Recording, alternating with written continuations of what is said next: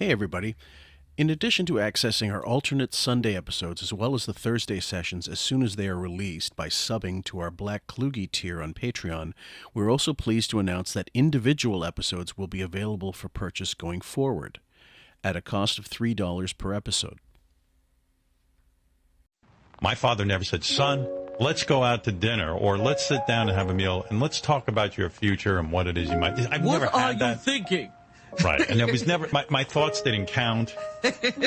There was an inspirational aspect about just how it felt when Dad would sing or play a guitar in front of us, you know? That moves me because my father didn't share any of his passions in life with me. He had no connection to me with that.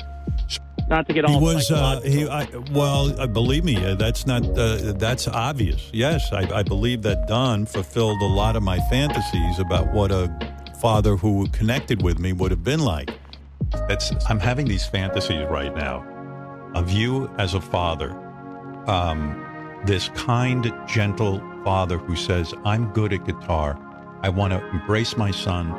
I want to teach him something. I want to be there for him. That's a very loving thing to do. And Charlie, that comes from the fact that your dad was at some point in his life had a concert venue that he ran. And maybe you wanted to subconsciously kind of please your parents that hey, I'll be in a concert. I'll go up on a stage. I've seen my father at this venue. Part of the drive, that insane drive at Harvard, sitting there practicing, was like, hey, maybe it wasn't conscious. Not only am I going to get my father's attention, I'm going to do something so miraculous to get this guy's attention.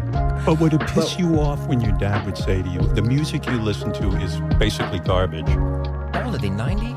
Something? My father's 97. No, I mean, listen, my father and I have a fine relationship in the sense that, I love him. But I think we missed out on a lot. We weren't close. He didn't get me. And I imagine you've thought about this in therapy. The bad boy is always your dad. And you never went looking for him. You never said, I'm just curious to ask. That's different. I bought him houses, supported my half brother and 3 half sisters, and why? I would always sit there and go like, what would that be like if my dad kind of cuddled up to me next to me in bed, and then all of a sudden sort of say, what style would you like? And don't you think your musical interest at that age to become an accomplished guitar player was to somehow relate to him and be close to him? I tend to turn everybody who's a boss into like a father figure, and he's going to treat me well. I used to do that with Mel Karmazin. Sometimes I'd go, Mel, you should give me a raise, treat me like your son. And he's like, are you high? It was like me looking for a father in all the wrong places. Welcome, ladies and gents, back to QF, a podcast about Howard Stern. I'm Fillmore, your host, a.k.a. Jim Fix. And with me, straight out of Turnbuckle Tabloid under New York Wrestle Media, is our man from the East Coast, Mr. Jay Santi. How are you, sir? I am doing well. It's a nice and very comfortable 31 degrees out here, and I'm just feeling borderline polar bear. It's such a great feeling for me. Listen, I always tell people I'd rather be cold than hot. Honestly, you can always put on more clothes. Right, exactly. And I can't be naked, so I might as well just pile on more stuff. It's the easiest fix for me when it comes to weather-wise. Yeah, well, I mean, it's Raven told me her neck of the woods the other day when it was. She said it was she did the conversion for me, which was kind. So she said 11 Celsius, minus 11 Celsius, so sort of like I don't remember what it was. Let's see. Sounds like it was 2. It's something like that, like 6 Fahrenheit or something. I don't remember, but I go, it's cold enough to freeze your piss when you go outside. I mean, that's But what are you gonna do, guys? Stay warm. Get those hand warmers, and I don't know, just get some. I don't know, just find some firewood somewhere. If you get get a steel garbage and throw some bodies in there, and you'll be fine. Just ignite. I'm still a nut. The ladies of my house like the house at a temperature of like 73, 74, and I'm still like I have a window open because that's too warm. I can't do that. Ideal temperature for me probably like I can't. I wouldn't even. I mean, I'm going to start because then we got to do the calculations again. But like a fall, early fall temperature, that kind of thing. Yeah. Because yeah. But anyway, guys, we're going on to part 2 of the Ralph in the Hamptons story, and we're going to go right away. You're an asshole. I'm You're just, not even gonna I believe don't care. it now that he said that. I was just a little hurt. I felt that, You're you know. hurt. You could have done what John Hein did. Ask John Hein how he ended up there. I'm not the one who sold the website for a couple of mil. I don't have the money to pay $3,000 to see Tom Petty. So. Again, You're assuming. you're making a wacky assumption. All right, very good. Whatever angle I take, I'll be wrong on this. So I'm happy for you. I'm happy for John Hein. I'm just saying I was a little insulted, okay? Is that How would wrong? you be insulted if Why I didn't are you invite? In insulted? other words, let's say I go to a Van Halen concert and John Hein is there. Are you insulted? No, and I'm happy. The issue's not John Hein. It's just that I felt that. I hate to say But this. Sal, you jumped to conclusions. I Hate to had say nothing to what? do with John Hein. John, how did you end up at that concert? Gary invited me. Oh, So I want to ask you, and I know this is probably maybe, I mean, this is a personal, I mean, a professional thing within their circle, because they've always talked about the tiers, the original five, the Fab Five, or Fab whatever. Five. Yeah, and then they went to the tiers. Who will be tier 2? Who will be considered tier 3? Right. Do you have that kind of circle of friends that you do that with, that automatically I'm going to have this group of people with me going to this, and then I don't know about this person here, and then there's a definitely no, I can't have this person going. Do you mean like are there levels of friendship? Okay, so yeah, right. All right. I'll give you a great example. Okay. I'm planning a trip back to Puerto Rico for my 50th. Right. Okay. And yes, guys, don't be shocked. I am turning 50. Like I know it's mind blowing. So,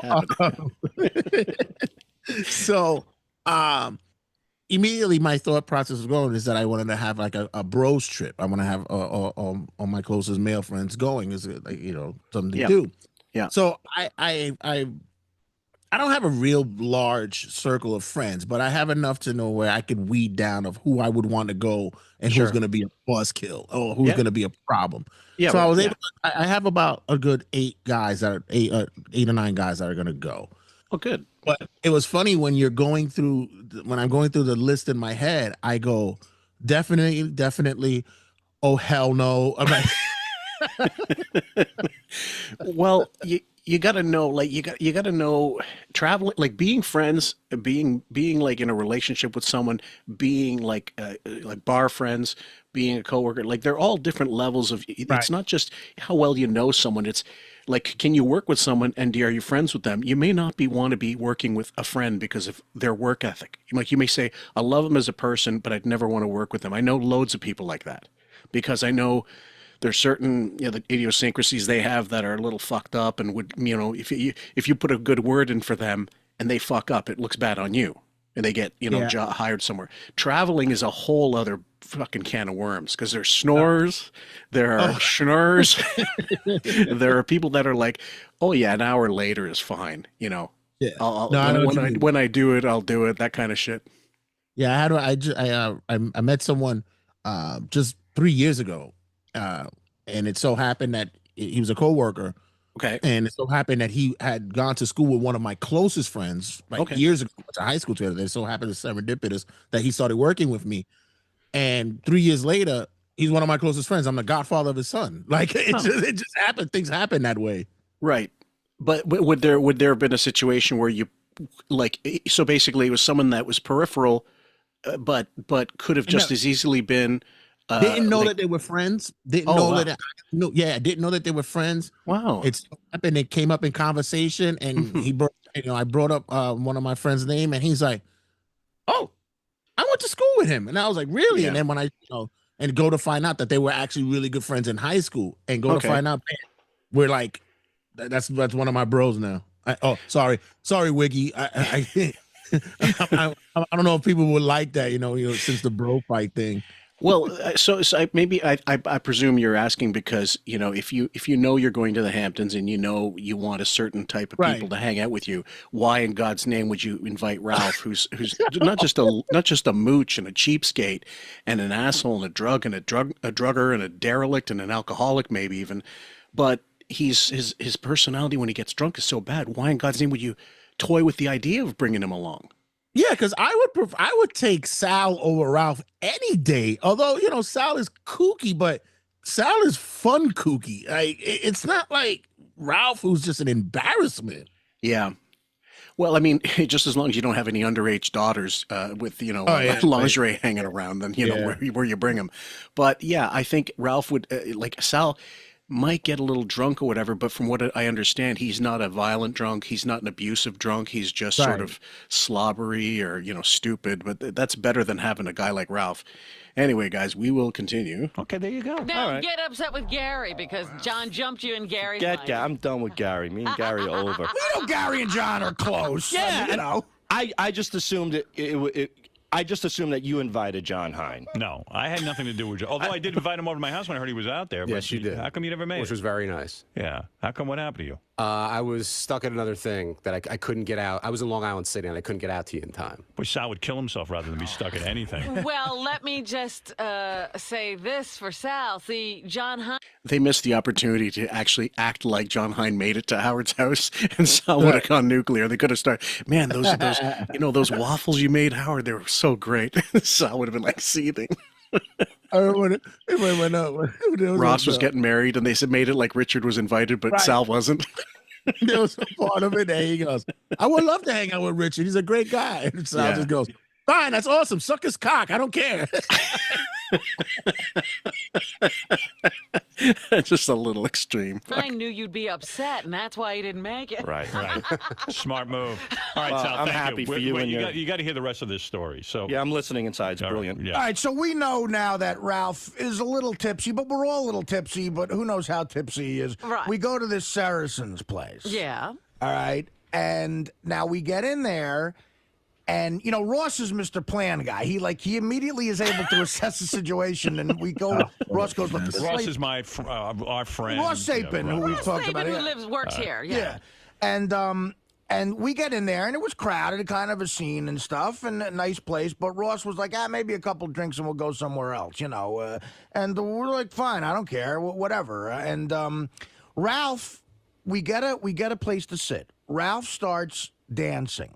Okay, now before he goes into that, what's your take on like the whole moving from like place to place? When I was younger, it was more common, but when I got like in my 30s, we were having a good time somewhere, and there was never going to be a plan like we're going to leave at this time, or there's going to be a point where we're going to want to leave if you're having a great time. Most of the time, it's like that's the place we're going, we're staying. Yeah, it's like you said, it's about age. It's an age things. I know there was a not too long ago, I was seeing someone, and we were like bar hop. We would go from one spot to another and such. And after a while, I just was like, I'm not doing this. I'd rather be here. This is like there's more better music here. It's fun thing. Oh no, I want to see this other spot. I was like, then you fucking go. I don't know. Well, yeah, the bar hopping thing is more of a thing when you're way younger. Absolutely. Yeah. And it's also if you know where you're going and you know it's not going to be as much fun, you don't go unless the goal is to seek, looking for companionship that night, I suppose. Right. Oh, and speaking of bar hopping, this weekend here in New York City, we're having Santa Con. So if you're not aware what Santa Con is, not a clue. It's where hundreds of individuals. I use the word individuals loosely. Oh my God, I just thought about them. I bumped into them today. They're all dressed as Santa Claus, and they bar hop through the city. They all, and it's a mess because you have 100 individuals, 100 and more individuals dressed as Santa Claus throwing up all across. Oh, the visual must be fantastic. Because they go from bar to bars, they're all open, and I mean they're all welcome, and people actually fly in to do this, and they pay I guess a membership fee or whatever to do this, and then they ridiculous. They go around ridiculously going to each bar, getting drinks, and messing things up. So a Santa con. Interesting. Is this strictly a New York thing, or is it something that's nationwide and I'm not aware of it, like the teddy bear throw? I only know of it in New York. It might be done in other cities, but I only know the ridiculousness of what happens in New York. Lord have mercy. Dirty dancing. With who? Wow, that's the key. Like a woman who looked to be about 60. Yeah. In really tight, like with bad plastic surgery and tight, real like jeans. All John, like did you? Oh man. Me laughing is already making me an ageist here right now, but I'm saying, look, there are plenty of like Helen Mirren's probably 80 and she'd blow me off in a New York second. Hey, listen, I tell you this much. This is the reason why I watch granny porn, is so I could prepare for the future. Oh God, yeah. What's that expression for a look of what the wife will be like in 60 years, 20 years? Yeah. Take a look at her mother. Don't psychoanalyze this, people. It's not because I want to have sex with my grandmother. It's because I want to have sex with your grandmother. No, you're not Norman Bates. You look real old. Yes. Yeah. Artie's being complimentary at this point. She's to evaluate. She was heavy, and that's being kind. And this is from a guy. When you see a model walk in, he goes, her ears are small and her middle toe's too long. Yeah. He's out dancing with a chubby 60-year-old woman and appearing to love it. Yeah, no, he's totally like that really annoying Latin music you hear at a feast. Artie was like, "Hey, there's a bunch of old broads here. I'm going home." So Artie decides he's going to bail on the night. It's probably about 1 o'clock in the morning at this point, or 12:30. We all decide we're going to bail on this place. We're all now the group is deciding to leave. Okay. So a couple of people, Gary included, go up to Ralph and say, "Hey, we're all leaving now." And they while say, he's dirty dancing? While he's dirty dancing. And Ralph says, looks at them coherently and says, look, man, don't worry. I'll catch up with you guys, or I'll just make it back to Howard's house, whatever. Well, don't worry. It was actually worse than that. At first he said, I'll be fine. But then he said, you guys go and come and pick me up on your way back. Right, that's what he wanted.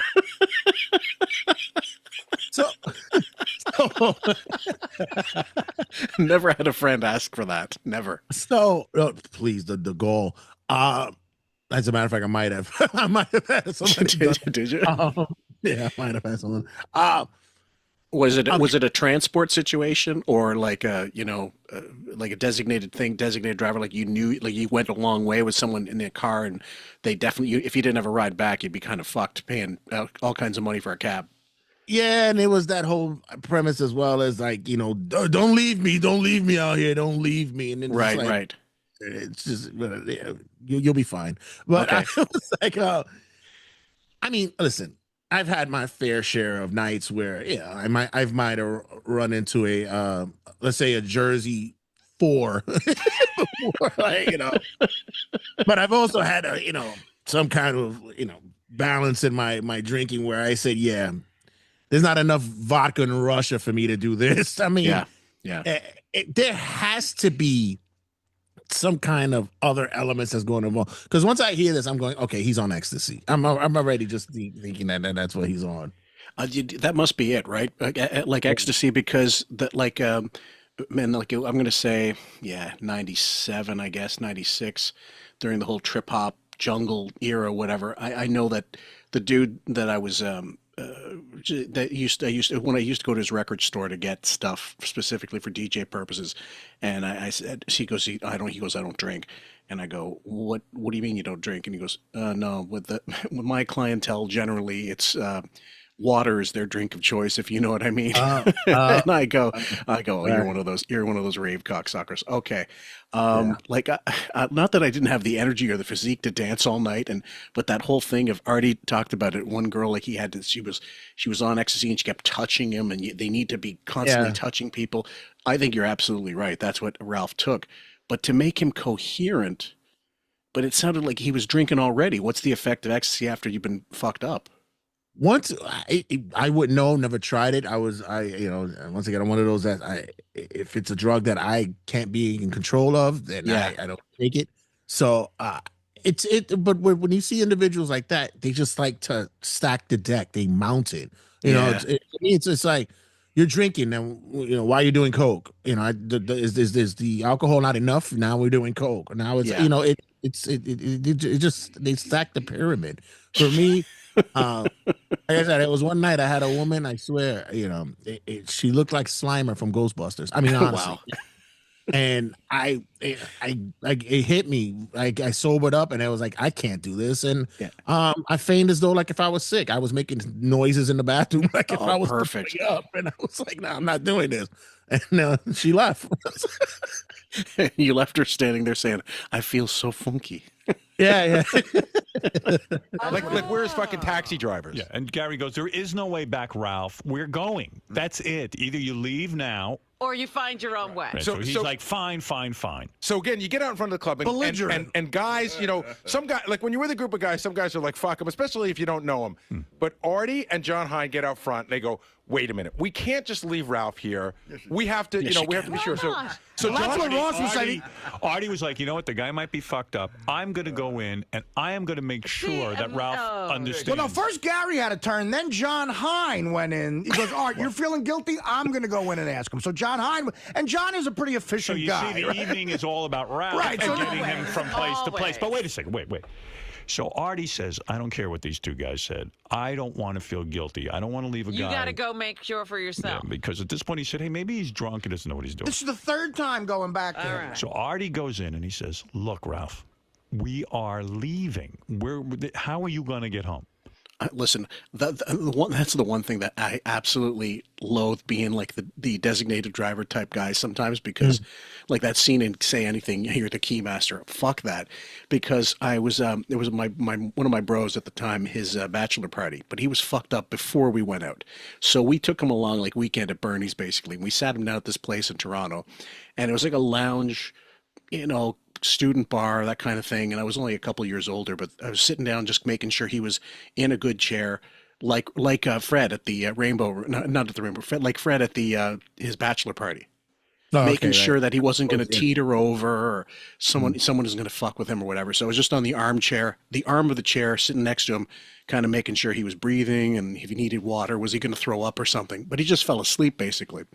And this goth chick comes in who's like a fucking, like she's a Toronto 10, 100%. And she comes up to me, and I'm a ham for that fucking goth look. I always was. And she goes, hey, well, what do you how you doing? What's your name? And we start talking, and she actually found it charming that I was looking after my bro. And she goes, well, when you're not busy babysitting, give me a call one day. So I got her number. And I didn't have the heart to tell her I didn't live in Toronto. So it wasn't like, but I like, I wanted to kill him the next day. I said, dude, you owe me one. If your wife has any hot friends, please, you owe me at least a phone number somewhere. That's the and to me it's so inconsiderate, because that's one thing people could say about me. It's like they know that they don't have to babysit me. I'm throughout my time, people know they not to babysit me. Right. And mind you, at this time, this age of when this video was out, this audio was out, this was before Uber came over to the East Coast. So you're in the Hamptons. Everything shuts down at a certain time. For sure. Getting a cab would be a pain in the ass, and then you find out later on that his phone dies. It's a whole roundabout mess. And I'm just sitting here having to worry about if this guy made it home, if he's not in a fucking ditch somewhere, or drown, face down on a fucking beach or some shit. Or suffocating, giving head to some 60-year-old, altar cocker in the fucking Hamptons, dressed in full like white, linen or something. Space person muff. Right. And he's like, I've never done this before. What do I do? Don't worry. I didn't know that has gray hairs down here. What? I didn't know they could get gray hairs down here. This landing strip looks like the Andes. Dancing with a chick, arm around a chick. Yeah. The 60-year-old broad. Yeah. He's still with her. Yeah. So Artie says to him, do you know where Howard lives? He goes, take the address down. Write it down in your iPhone or whatever the fuck that thing is. Right. So Artie's telling him, yelling out the address, giving him the address. Ralph goes, I don't know, work my iPhone. Don't worry, I know it. I know it. He repeats the address. Okay. I realize, people sort of recognize this. I'm yelling out Howard's address in the middle of a dance floor at a crowded club. All right, because... Like they don't know where he was fucking living at the time. I mean, God, that's the stupidest thing ever. Yeah. It's not like you were saying, look, here's his Swiss bank account number if you ever need anything. They bleeped it earlier because they were talking about the helicopter and the landing pad. And it was like, dude, how many helicopter pads are there in the Hamptons? No kidding. Yeah. Artie felt like whatever. He needed to take care of Ralph. Right. So he goes, Ralph, do you even have, if you have to get a cab or whatever, he goes, do you have money? Do you have money? Artie hands Ralph $300 cash and says, here, take this money. I want to make sure you can get home. Now, somehow Artie, I don't have a way home. Somehow Ralph, exactly. Somehow Ralph evokes this in people. I know that he's got the world taking care of him. Most people would be like Scott the engineer. You forget that he's even there. It should be that way, but it's not. Okay. So these guys leave. Artie decides to come back to my place. He comes home. Now, at this point, there's zero guilt in he's in no danger. Right. He's got money. He's an adult man. He seems to be having fun. He made a decision. I'm staying here, and we left. That's what happened. All right. I'm already asleep. You don't even know this has gone on. No. I've been in bed for hours already. I mean, I'm not putting up with this nonsense. I don't give a shit. Right. Yeah. I went home with my fiance and had a perfectly reasonable evening with her. So, I got to tell you, it just sounds exhausting, right? Oh my God! I wouldn't have even gone back in and asked Ralph. So the split was, which is what Ross wanted to say. That you were with Ross. So the split was Ross and Gary and the other guys go somewhere else, and John Hine took me back to Howard. All right. Okay, so that's the split. So then, I wake up the next morning, and I don't know. I listen to my messages. Yeah. There's 5 messages from Ralph. Oh. I go downstairs. I see his room hasn't been used. Oh. No Ralph. He never made it back. I go, oh, wow. Just before I listen to my messages, I go. Like it was the winter, and in Canada, you'd think the person just froze to death in a snowbank. They got right. Which happens quite a lot. Yeah. Yeah. That's why, hence, why I was always very, cognizant of when am I drinking, where am I drinking, what time of the year is it, and if it is in the winter and it's that situation, I would kind of deliberately drink a lot less than normal to make sure that people got in cabs or they were taken somewhere, making sure that they weren't walking themselves aimlessly. I'd even walk them to their house if it was close enough down in the, near the campus or something like that in my university days, rather than worry about if they're going to get there okay. Yeah, it's crazy to say, but even here, I know 2 people who actually froze to death out, in my neighborhood because of that. They were inebriated or drunk. They thought, whatever it was. All of a sudden, they look like Nicholson in The Shining. The next morning, they find them, and that's where they're at. It's like, holy shit! Yeah, so they're like a steak ready to get thawed. Oh, here's a question for you, because I was just asking on the one of the threads we have there. Have you ever had that Diddy vodka Ciroc? Yeah. And what's the difference between that and, I don't know, Grey Goose? Is there any fucking point in drinking that shit? I don't know. It just made me feel more sexy and want to have like orgies and shit after drinking it. No, no. I prefer Grey Goose though. I do. I that and Belvedere are more of the upper tier kind of vodkas for me. But Ciroc isn't bad. It's not bad. Right. Out here, a lot of people now they drink. Out here, a lot of people like to drink Tito's vodka, which is more of like a potato vodka. You just might not remember where you were after one shot of Ciroc the next morning. Yeah, all of a sudden my ass feels like there's peppers in it and chili. Exactly.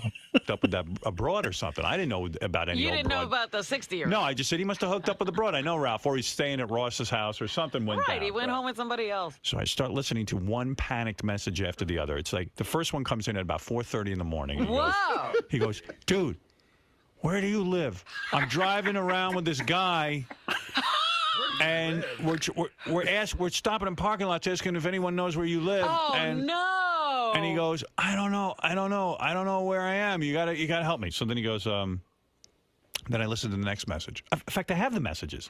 That just again, I hate to bring up Say Anything again, but there's that guy, that pseudo dork punk that they pick up at the party who he doesn't. They've got one set of keys left, and it belongs to him. So he's Lloyd's character, like John Cusack's character, got to drive him back, and he's there in the car, and they're playing Soundgarden, whatever. He goes, "Does anything look familiar?" He goes, "I don't know, man."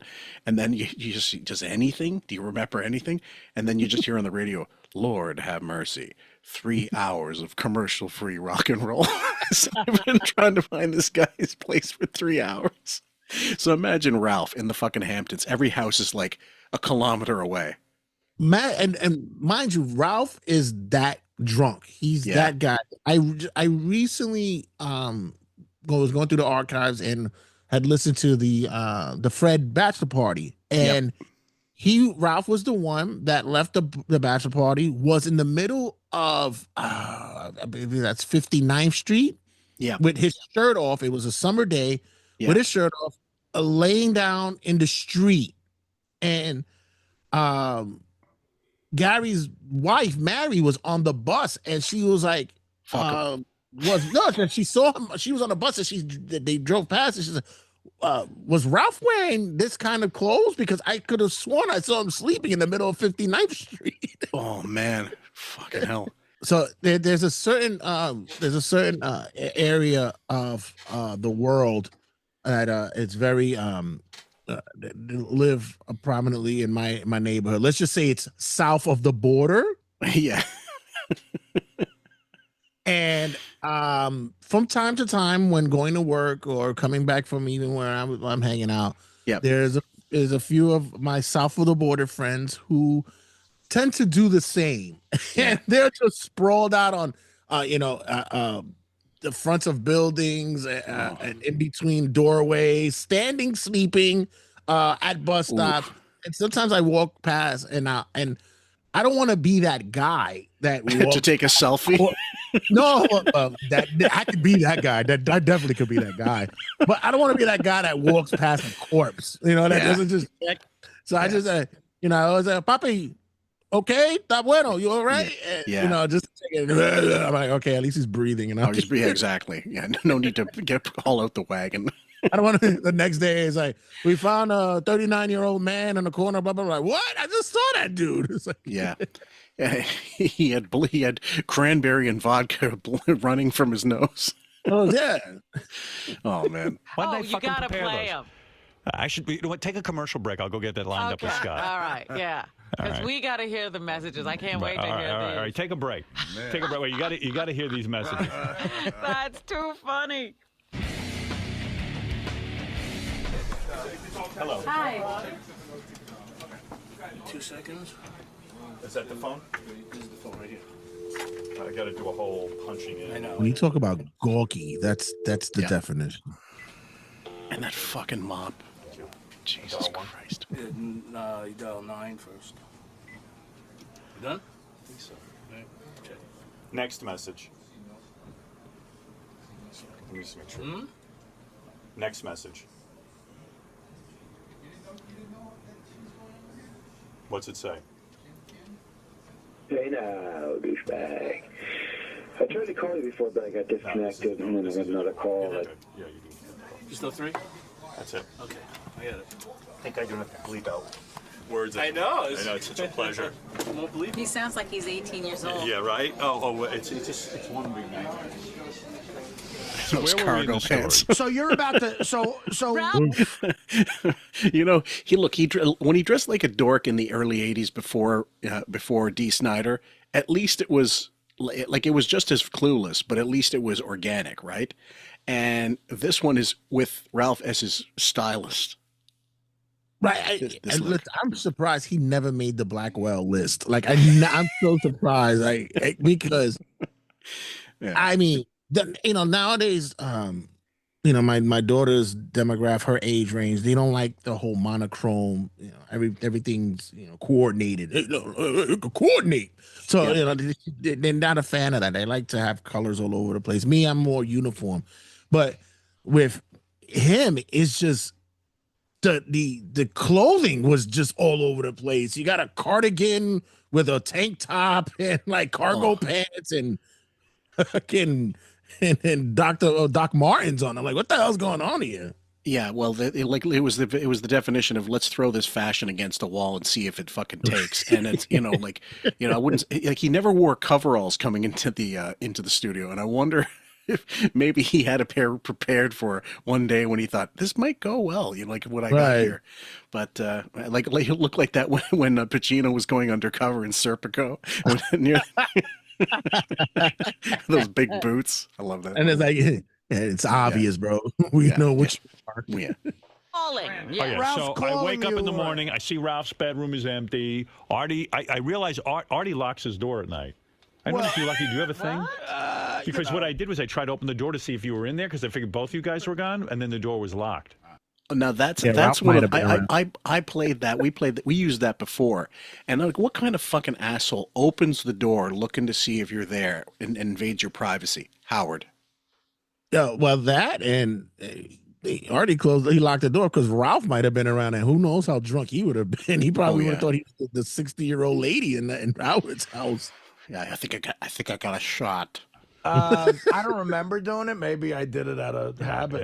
Yeah. You lock yourself in at home? Yeah, he locked himself not in the bedroom, but I might have. I was a little drunk myself. I might have locked the door. I guess I locked it was a front door. Well, good thing you did because I would have been in your room. Right. Yeah, with Captain Culero there, maybe he might want to do that.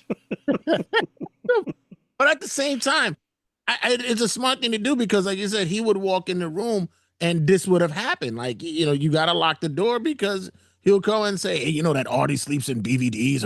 Right. Like that kind of thing. Exactly. Are you smart? Who needs you in there? Right. Hey, always lock your door at Howard's house. So now I'm like all confused, and I go and as I regularly do, go to check my messages. Scott, do you have those, or is it a whole big process? I think it'll be like 2 more seconds, Howard. All right, great. Just tell me the page to go to. So, but what happened was, Howard left us at the concert. Everybody's hanging, having fun. I left Ralph with that money. Those guys left the bar, too. Ralph was dancing, having a good time. I made it home about 2 a.m. John Hine drove me home. By the way, me and John Hine got pulled over by a cop. What? Yeah, John Hine, of all people. So John doesn't even drink, right? Well, no. He didn't get pulled over because of that. He got pulled over. We were doing 40 and a 25 down the Hamptons main drag, and he was doing me a favor, taking me to Howard's, and I felt awful. This really cute chick. A cop. I mean, but cute. Like, like you'd go, wow, there's a hot chick.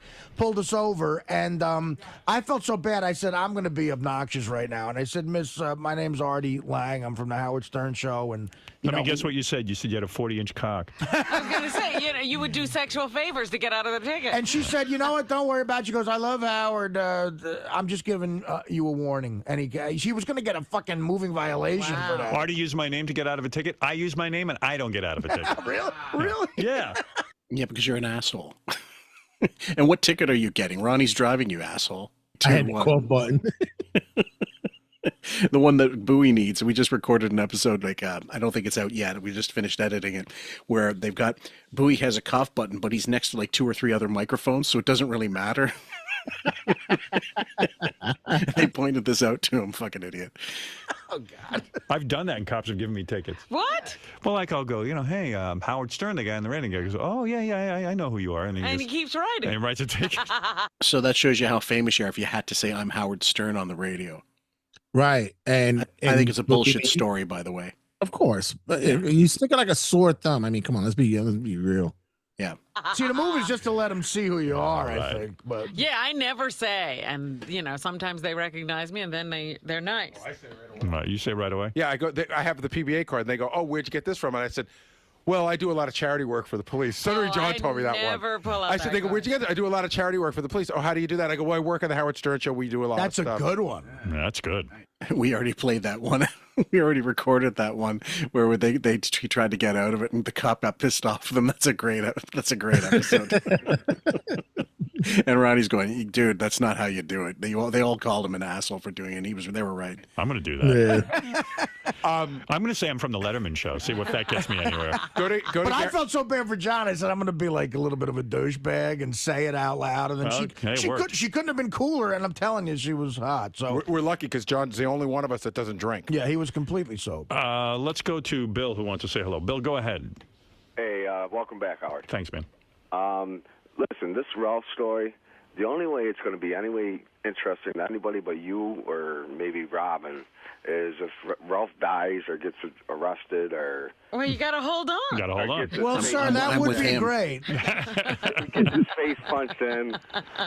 Are you not enjoying this story? Because I did a random... No, I'm really listening, Howard. I just... Right, they just hate Ralph. And, yeah, we love to hate Ralph. Okay, because I did a random check. I said, is this interesting to everyone, or is it just to me and Artie and the guys who were there? And everyone said, no, we're all guessing the ending. We're leaping ahead and seeing what this will mean for Ralph in the future. The message. My understanding is, and I was thinking about just now why Hein wouldn't drink. It's number one, if he's driving, obviously he's smart enough to know not to do that. But if he's a diabetic, I know diabetics can drink, but they got to be real careful. Do you think it was strictly because he's like, well, I'm not going to know unless it's just a beer, like stuff that's absolutely measured, and I know how much booze is in whatever I'm getting. I don't know how I'm going to be able to compensate with the insulin. Yeah, I think that's what it is. I would have gone with the fact, because he was Mr. University of Michigan kind of guy. He probably was doing like kickstands and became like a raging alcoholic and angry and shit. I think it's more I think it was more the diabetic thing. Yeah. Messages will make it better. There are Gary preview page 1 in green. Okay, thank you. So I get up and I get this message.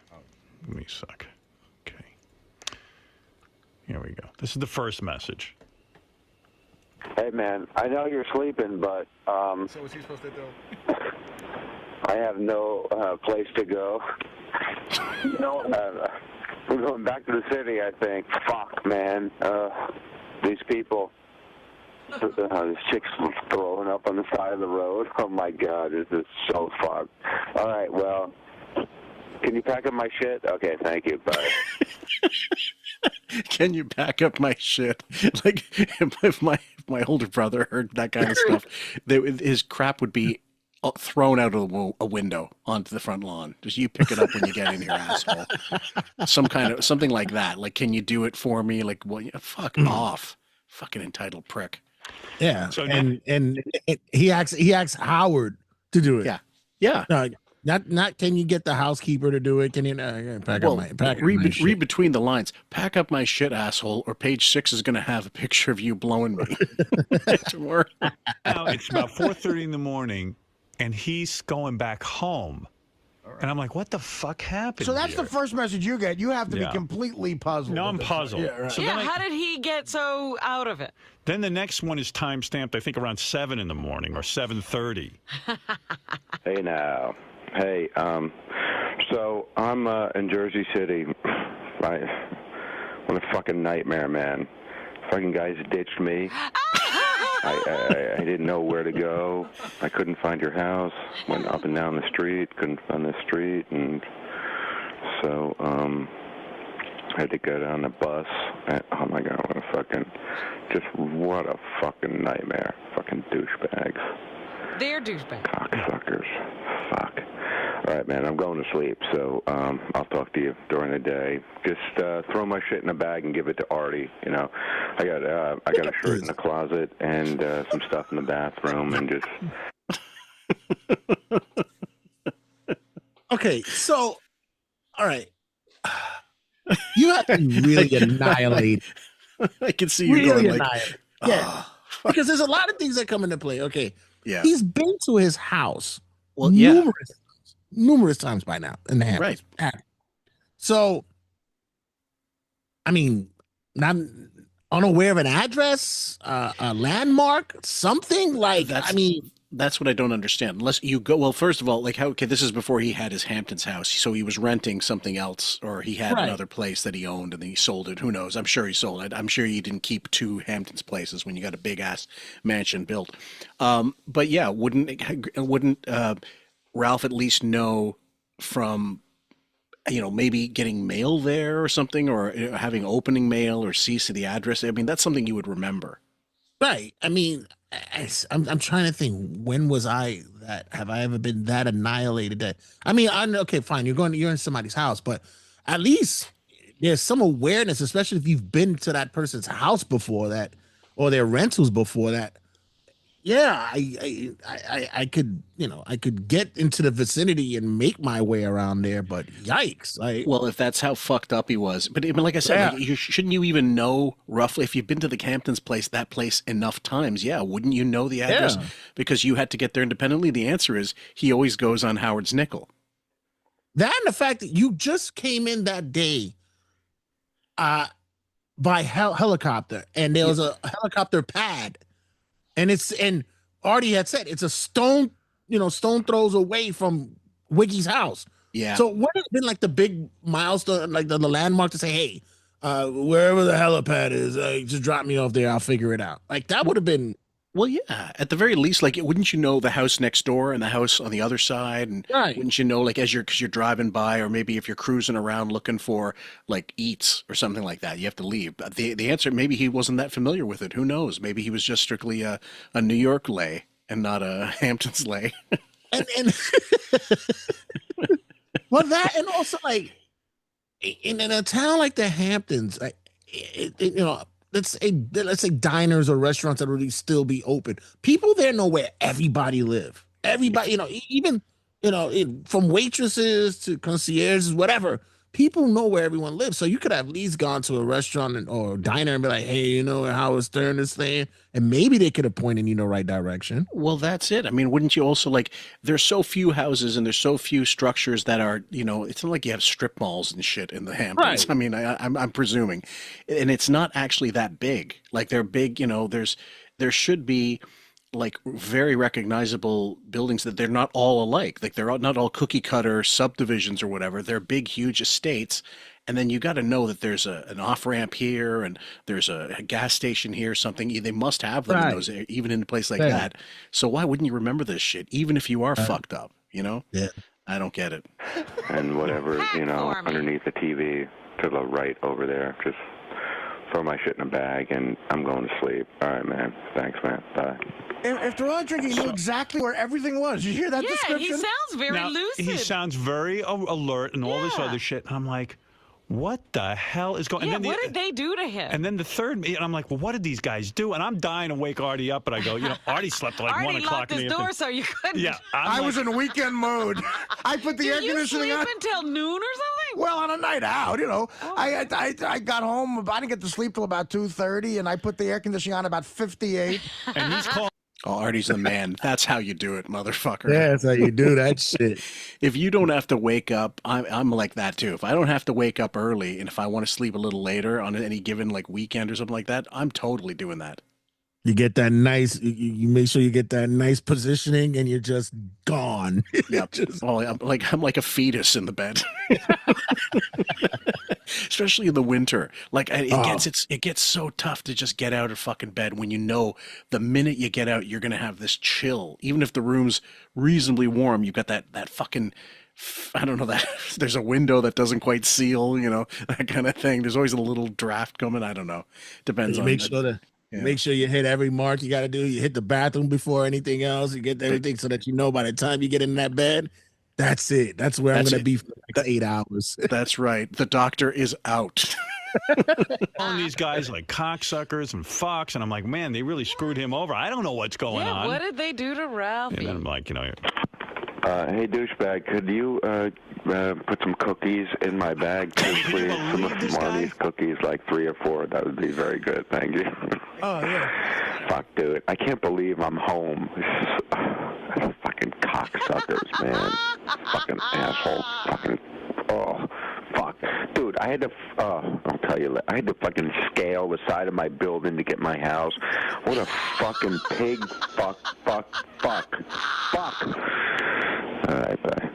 That means he lost his keys. He left it in the Hamptons. Yeah. And another thing would be, you don't have friends? Like, you don't have any friends? You don't have a sister? You don't have a sister that has an extra key? Right. Or even if it's just somewhere to crash and the phone is working. So you go, hey, Duke, you think you let me stay in your house for a couple of hours? I know, blah, blah, blah. No one? Like, what nobody. The hell? No.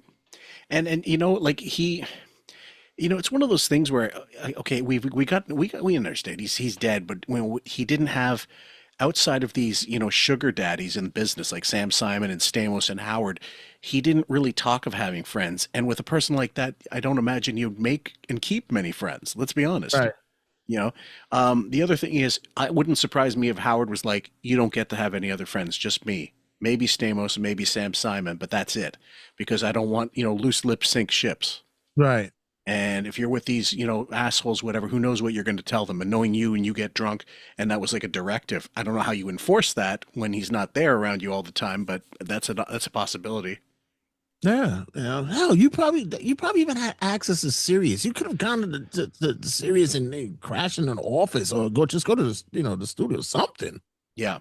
Yeah. I mean, well, if it was the weekend, maybe not. Maybe it wouldn't be open, but still. Yeah. Just give me some cookies, though.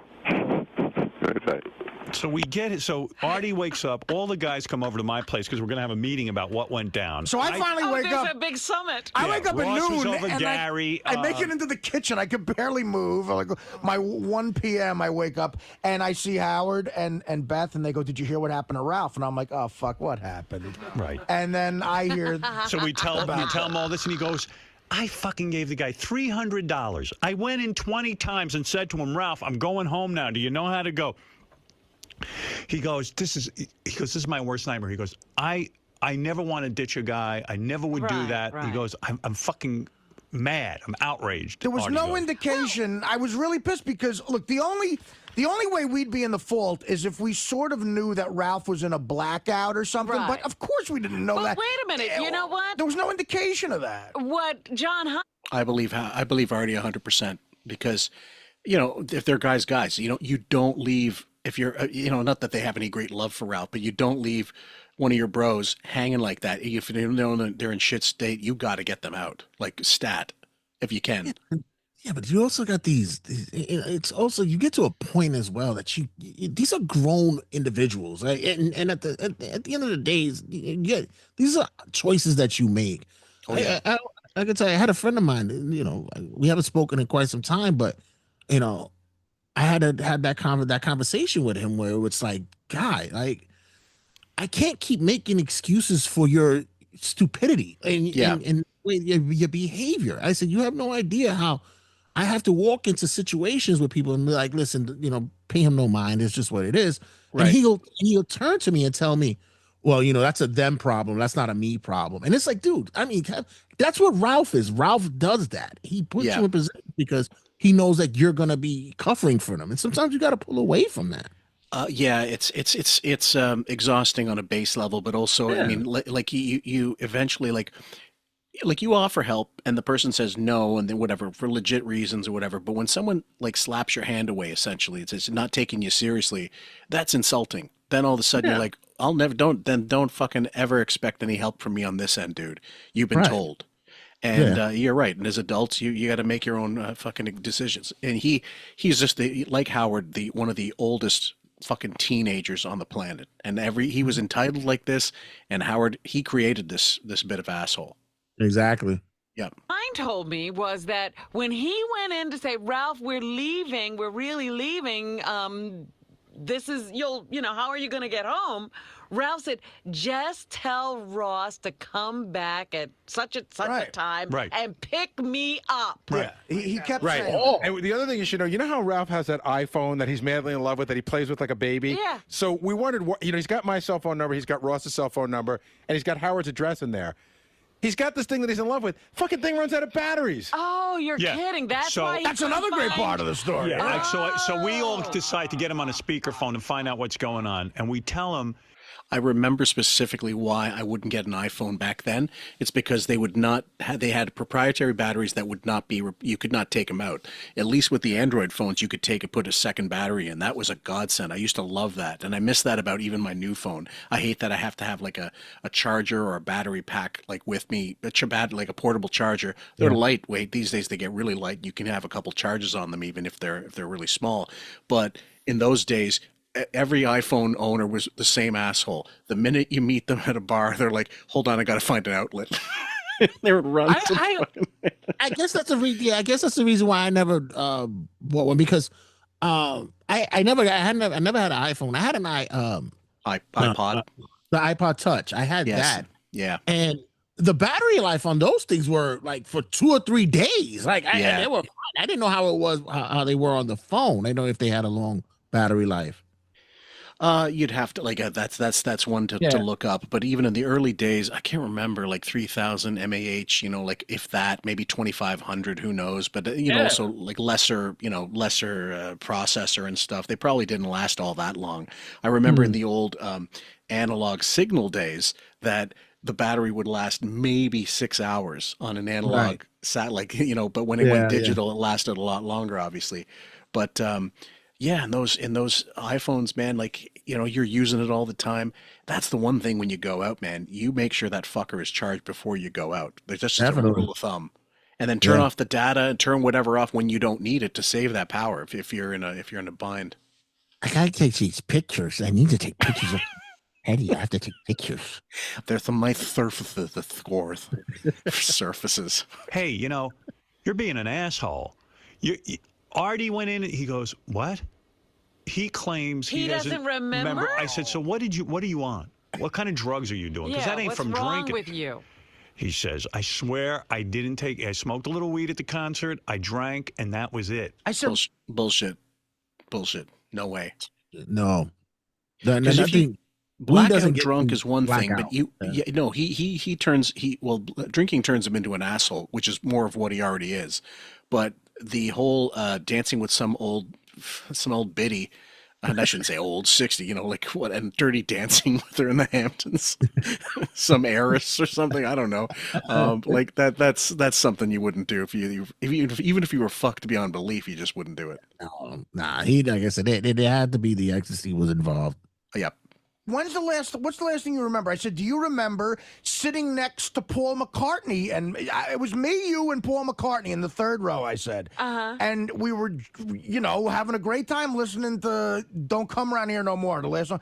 And he goes, Art, I don't remember standing next to you and Paul McCartney. I totally would remember that, which explained to me why he wasn't that into him. But there was no indication of that night. He seemed to be all right. So I said to Ralph, why didn't you go to a hotel? Oh, there were no hotels. I go, there's tons of fucking hotels. Why wouldn't you go to a diner and just wait till... Well, what hotel in the Hamptons is he going to be able to afford that's fucking little shit? Or at least be in a lobby. Yeah. Yeah, be right in the lobby. Yeah. Well, they might not like wastrels showing up. He looks like a malingerer or some shit, right? No kidding. Look, who's this bath salts dude out here? I get up at 6 o'clock in the morning. What are you doing? He goes, I don't know. I don't know what I'm doing. Somehow he latched on to some guy. Yeah. This is the mystery thing. That he was driving around with. And because his iPhone, the single biggest advancement in the history of technology, that he can't call anybody, he borrows the guy's cell phone to call Howard. And so now that guy has Howard's number, who may not know. The fact that he remembered the number is that's even tells a lot. Yeah, his phone is the one thing about cell phones is you don't remember know people's numbers. No, not anymore. Right? It's not in the storage anymore in the head. So the fact that he remembered Wiggy's number tells you how coherent he actually was. Yes, and the other thing was the other thing I was thinking of was if he's they just said, okay, so he wasn't coherent or he wasn't understanding the circumstances. I just lost my train of thought. But they were looking around all of a sudden. That was the other thing. Like if you couldn't, this was it. 5, 4, 3, 2, 1. I realized what he must have looked like more recently. You saw that video of Andy Dick getting Narcan. Right. Yeah. And God only knows if he made. It seems like it was orchestrated by a TMZ and him or something. Be here when I get administered this Narcan for whatever I'm on, which is probably, who knows, could be crack, it could be anything. Most likely some opioid. But Ralph must have looked exactly like Andy Dick does in that video. Yeah, and he just, like I said, just the idea that you couldn't find somewhere to go just to chill for a little bit, that immediately it was like unbelievable. I got to find I got to look it up. What would be like? What's the time, the ETA from Hamptons to Jersey City? Like, how would he? Wow. Okay, so let's just give an example. Just say Okay, so, okay, 17 Squabble, Squabble Lane. I know it's not where Howard was this time, but to New Jersey distance. Jersey City. I think we got, or Jersey City. Yeah, that's right. 3 hours 22 minutes driving. Jesus, and imagine it's longer because it was like 4 in the morning. Yeah. I mean, well, I mean, no, there probably wouldn't be a whole lot of traffic and stuff, but like, first of all, who's he getting to drive him? Yeah, but getting a ride, yeah. Yeah, that's it. Fucking hell. So now the guy has Howard's in his phone. Yeah, so clearly the guy knew Ralph was. Of course, he knows Ralph and Howard. That's why he's doing all. And they're going up and down, and Ralph got out of the guy's car at one point and started yelling, "Does anyone know where Howard Stern lived?" And he said, "Fuck it." Know that? Because Ralph told us he did it. He goes, at some point, I was desperate, dude. I'm sorry, but I was desperate. Whatever he was on, he must have come off. But he got next to a very big celebrity's house who lives next to Howard. That was like a landmark. There's another sort of very big celebrity there, and as there are all over the place. And so he knew that was close by, and we were like, well, then you couldn't get it a little, it's only like a little ways further. He's like, no, I couldn't do it. I was yelling at Howard's name. I called him from this guy's cell phone. We go, who was the guy? How did you leave the guy? He's like, I have no idea what happened. Somehow I got on the jitney, the bus, back to the fucking city. Jesus Christ almighty. You don't even remember? Because at that point, if you're actively looking for the place, you have that, like, that presence of mind. You have to know that. When he says, I don't remember, the guy wasn't important enough to remember. Fuck him. And there's a certain thing that clicks in your head that just goes, sober up, fucker. Yep. Let me tell you, the night before my daughter's mother went into labor, right? We were sitting in the front of our building, and I was having a few drinks because she was due in the next 2 or 3 days. Okay. And so I was like, this will be my last hurrah before I start to mellow out, to enter fatherhood. Yeah. Fast forward like 4 hours later, I maybe slept maybe 2 hours, and I get the tap on my shoulder. It's time. And immediately I got up. I was still like buzzed. I was still feeling it, but like click. I remember everything that happened that whole night until the time my daughter was born, because it's just certain things that just says that mechanism kicks in and is like, all right, guy, let's get going. The game is on. It's like triggers. Right, exactly. So yeah, how did he not like get it together? That's how far gone he was. I'll tell you one thing. 25 years ago, I was in Greece for a friend's wedding, but I went there just by myself, solo trip. And the last night at my parents' village, I got fucked up on ouzo, like so fucked up, and like the dead of summer, like August. And so it was like, I managed to get a cousin to just stop me off at the bus, like the inner city bus to get to Athens, and was hungover like fuck, throwing up, like dry heaving. I didn't even drink water because I knew I would vomit it. That's how bad it was. No Gatorade and that shit. So they put me at the bus station, and I fell asleep on the bench with like being covered by the bus station like thing, but it was still 104 degrees Fahrenheit. Woof. Okay, dry as a fucking like a camel's asshole. So when the last bus of the day, the guy took heart. I missed 4 buses. I was there 4 hours. Probably should have died of dehydration. The last bus of the day, the driver took pity on me, went out, woke me up, and said, "Can you come on? Are you waiting for this bus?" And he goes, "This is the last one for the night." I would have died most likely, unless because there's no stores nearby, nothing. It's on a major highway, for fuck's sake. And he took pity on me, and I'm like, after that, I said, never again, never anything like that. Knowing I got to do something the next day like that major. Yeah, and with Ralph, he just considers it a Friday because he will go on. It's Tuesday. What a dick! I don't believe anything. We were like, what jitney did you get at 4:30 in the morning? But he's back in Jersey City. He did get back to be on a jitney, but right? he found a guy that was willing to take him from the club to around the neighborhood of your house, drive him up and down the road, and then take him back to a place where the guy knew there was a bus Ralph could get. Yeah, instantaneously, he's supposedly stumbling blackout drunk. He finds a guy and he also tried to get into a hotel. He goes, the hotel had no vacancy. So he finds that information out. He he makes it somewhat back to Howard's house, makes phone calls, figures out his cell phone's dead, gets to the fucking bus stop. I couldn't do that coherent. But he's a train wreck. I mean, it's like... So, and then I said, Ralph, do you remember? He goes, by the way, did someone give me money? I have a stack of hundreds. And I said, Ralph, I gave you $300. I said, you don't remember that? I put it right in front of your face. I go, dude, this is money for you to get home. He goes, yeah. He goes, actually, thanks for doing that. I didn't have a lot of money on me. Yeah, but meanwhile... Oh, for fuck's sake. Like, you know, they did this a couple times. One time they were going out. I can't remember what it was for, but he got pissed off that he wasn't invited to go. And then he was like, can't I come? You know, that kind of thing. Maybe he was already going to Vegas or something like that. And he was trying to mooch a ride to Vegas for free. And they're like, well, no, pay. Like, if you're going to come, like, just come. Like, we don't care. Come along. And the more the merrier. But you're expecting me to pay for your fucking ass. So I don't doubt that he spent all those times going to Howard's with zero money in his pocket. Zero. The one that I just heard recently, I heard it the other day, was on Ross's birthday party. Yes. And he threw about, Gary and Howard were discussing that they basically paid for majority of the people's dinner. Yeah. And you hear Ralph sitting there going, oh, well, I paid. I threw $120 in there. And Gary's like, no, what you threw was the tip. He says, if anything, I paid for your meal. Yeah. Oh, I'm not going to throw my credit card in there. I don't have money like you guys. Like, Jesus what? Fuck. Yeah.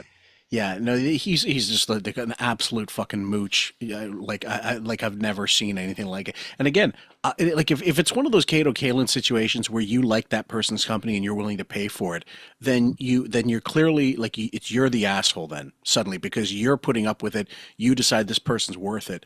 But and maybe they are. Maybe they're like, oh, he's like a mascot or something. He's like some shithead we throw, we hit with a wiffle ball bats, to enjoy our own time, to make us feel better about ourselves. But let's be honest, who the fuck of any kind of like any like rational thinking person would want a person like this around them ever? And that's my thought about it as well, because I'm one of those that it's like I invite you out. You come in with me, and and I know your finances or what it is that you do, and I'm always that type. It's like, don't worry about it. It's on me. Don't worry. I got it. Sure. I'm like that. Especially if I invite you out. I'm like, right. Come with me. So I never have that moment. There's never a time that what we say, like, throw it back in your face. It's like, oh, motherfucker, I'm always paying for your shit. No, I'm not like that. Yeah. But in this case, it's like with him, and mind you, regardless of what people may think of that, the motherfucker was making good money with Wiggy. He was making money, and his little bonuses, little shits here and there. He had money.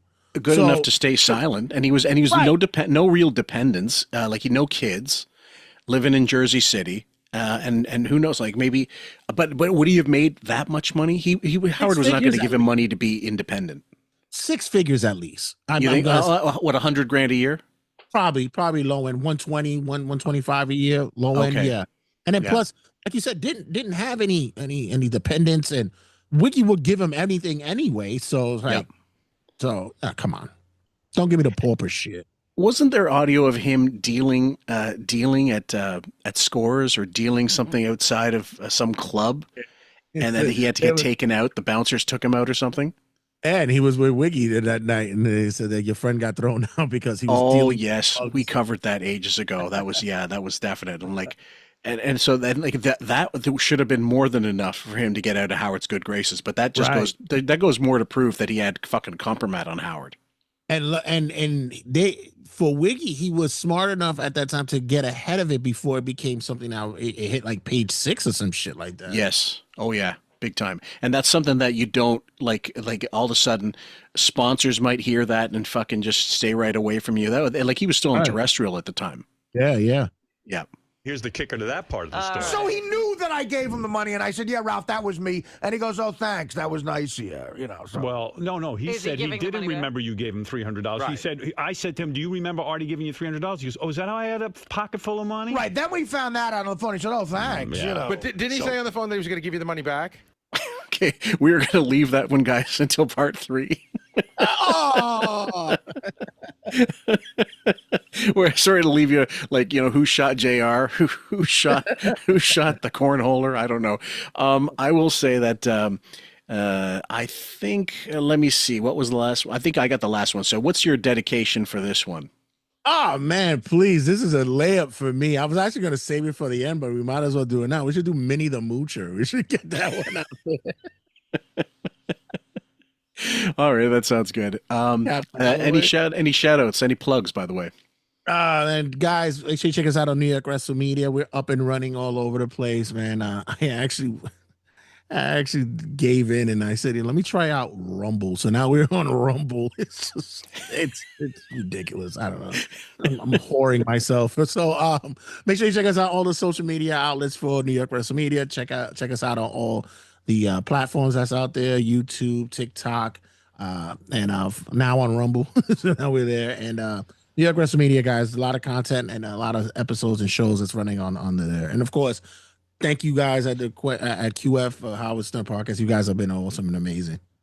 Incidentally, guys, Jay and I were talking before we started recording about the Diddy documentary, the 50 Cent four-parter that's on Netflix now, and whether or not I was going to cover it for QF. And I want to toss it out to you guys. Would you like to hear that? Just out of curiosity, would you like to hear us cover it? I don't know, because it's a lot of content. It's 4 hours of content. Would you be interested? Yes or no? I'll put a poll. I have a feeling most of you would not want to sit through it, that you'd rather just watch it yourselves and just draw your own conclusions. However, if we did, maybe I'll do it in such a way that we pick certain clips and discuss those, and make it like a couple or 2 or 3 episodes, but not in lieu of Howard stuff, just more along the lines of like extra stuff. If you want us to do something like that, let us know in the comments section of this episode. And as always, thanks to Jay Santi for his help. We always love having him on. And make sure to check out his podcasts.